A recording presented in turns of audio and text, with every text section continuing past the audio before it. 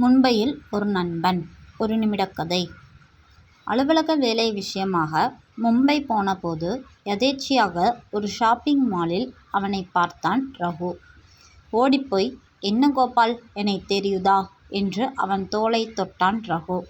அவன் ரகுவை ஏற இறங்க பார்த்து, "மன்னிக்கணும், நீங்க யாருன்னு தெரியலையே."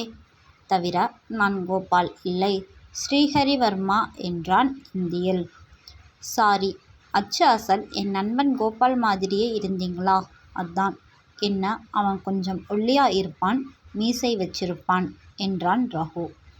"ஓ, அந்த நாயை என் ஃப்ரெண்டுன்னு சொல்லிக்கவே அசிங்கமா இருக்கு சார். சரியான திருட்டு பய.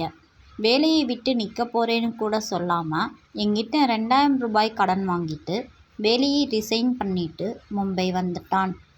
சோத்துல உப்பு போட்டு திங்கிறவனா இருந்தா என்கிட்ட வாங்கின பணத்தை செக் போட்டு அனுப்பியிருப்பான். பொறுக்கி, பேமானி என்று சகல வசவு வார்த்தைகளையும் பிரயோகித்துவிட்டு அவனிடம் விடைபெற்று கிளம்பினான் ரகு. "பின்ன என்ன பண்ண சொல்றீங்க? வெறும் 2000 ரூபாய்க்காக கூட பழகின நண்பனையே தெரியாதவன் மாதிரி ஆட் கொடுக்கிறவனை